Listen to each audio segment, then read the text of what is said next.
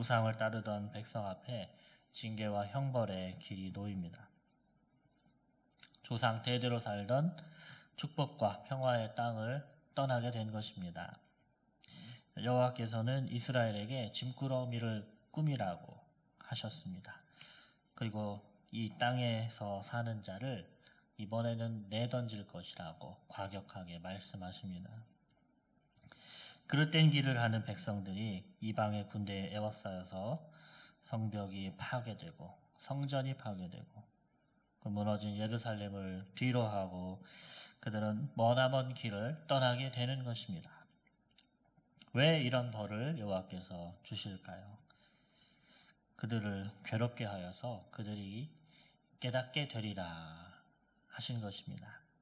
그들이 고통 속에 처하면 자신들의 죄를 깨닫고 돌아올까 하여서 이런 형벌을 주시는 것입니다. 이렇듯 하나님은 자녀를 벌하시는 아버지처럼 자녀가 도저히 이 나쁜 습관을 고치지 않으려고 할 때 그 아이를 체벌하심으로써 고통을 겪게 하고 그 고통을 통해서 버릇을 고치도록 하시는 것입니다. 그런데 죄에도 강도가 있습니다. 조금 혼나서 고칠 수 있는 죄가 있고 방망이로 두들겨 맞지 않고서는 정신을 못 차릴 정도로 고착화되고 못 고치는 죄가 있습니다. 이스라엘은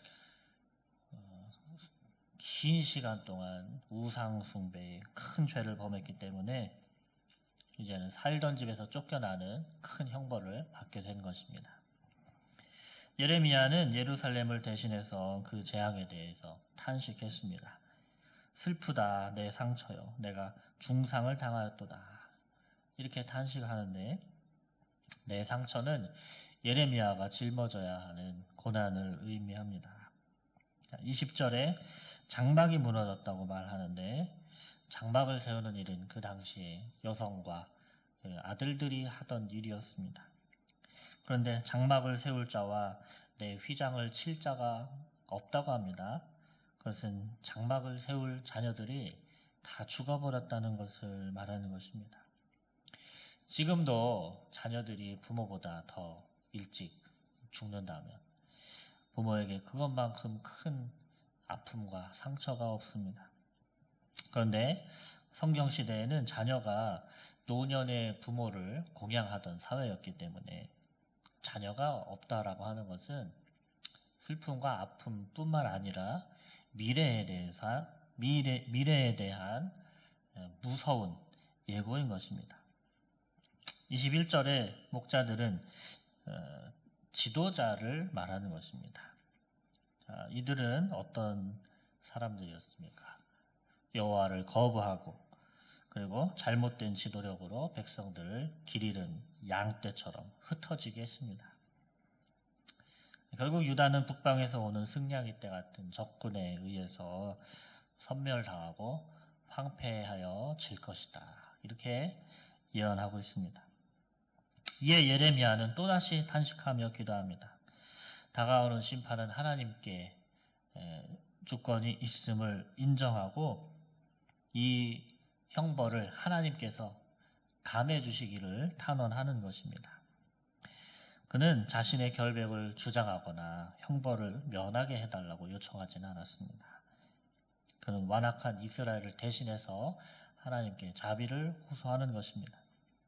24절에 여호와여 나를 징계하옵시되 너그러이 하시고 진노로 하지 마옵소서 이렇게 간청을 합니다.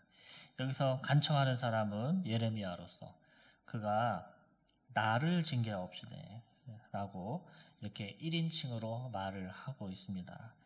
그렇지만 이것은 개인적인 일에 대한 간구가 아니라 예레미야 자신이 유다를 대표해서 말하고 있는 것입니다. 저를 포함한 우리 유다를 징계하시되 너그러이 자비를 베풀어 주옵소서. 이렇게 그의 백성들을 위해서 하나님께 드리는 간절한 호소였습니다. 이처럼 하나님의 심판은 냉정하게 선포되지만 한편으로는 선지자의 간절한 호소와 눈물이 뒤범벅되어서 백성들에게 임하는 것을 볼 수가 있습니다.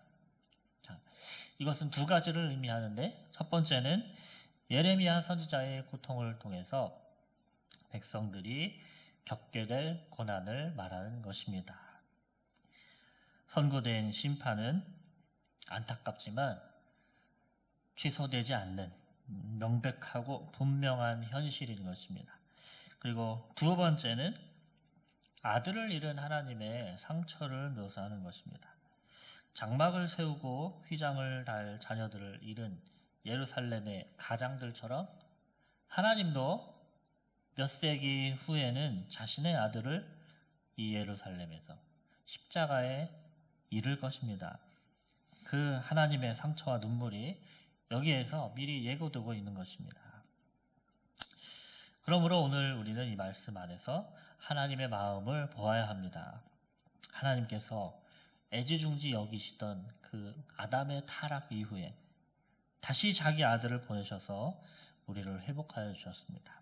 그런데 우리가 다시 죄된 길을 향하여서 하나님의 고통과 눈물과 상처가 되는 백성이 되어야 하겠습니까?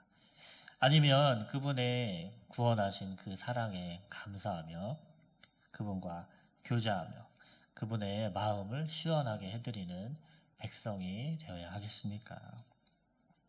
철 모르는 젊은이들은 아버지의 그 사랑 안에서 그저 안정감과 평안을 누리면서 자신들의 쾌락과 정욕에 빠져서 그냥 살아갑니다. 그 젊음이, 그 안정과 평안이 그냥 영원할 것이라고 믿습니다. 그러나 그것은 영원하지 않죠. 젊었을 때 철없이 쌓았던 죄악은 나이가 든 후에는 결국 터져 나와서 삶에 큰 문제를 일으키게 되어 있습니다. 이처럼 내면의 욕심과 이기심을 그 죄악을 해결하지 못한 채로 살아가는 사람은 언제까지나 그 죄가 용납받으리라 믿어서는 안 됩니다. 정욕에 지배된 자신의 삶이 언제까지나 평안하리라 믿어서는 안 됩니다. 하나님께서는 눈물을 머금으시고 그 사람에게 정의와 사랑의 채찍을 때리실 것이기 때문입니다. 자, 그러므로 항상 깨어서 주님 앞에 바르고 경건한 자녀가 됩시다. 거룩하신 주님의 거룩함을 우리도 닮아서 그리고 주님과 같이 거룩해지게 해달라고 기도하는 우리가 되기를 바랍니다. 또 한편으로는 이 죄의 결과로 심판을 마주해야만 하는 사람들도 있을 것입니다. 자, 그러한 때에 우리는 예레미야와 같이 자비를 구하며 기도하는 수밖에 없습니다.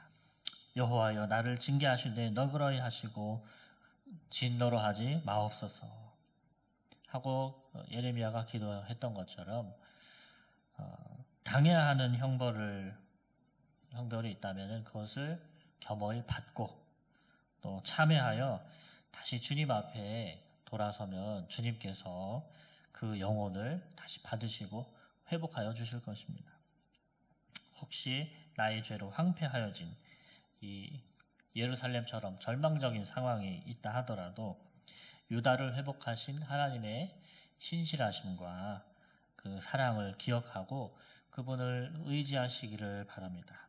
그리하면 그분께서 다시 회복의 은혜를 주실 줄로 믿습니다. 오늘도 그 신실하신 하나님의 사랑과 은혜를 붙드시고 또 누리시는 하루가 되기를 주님의 이름으로 축복합니다.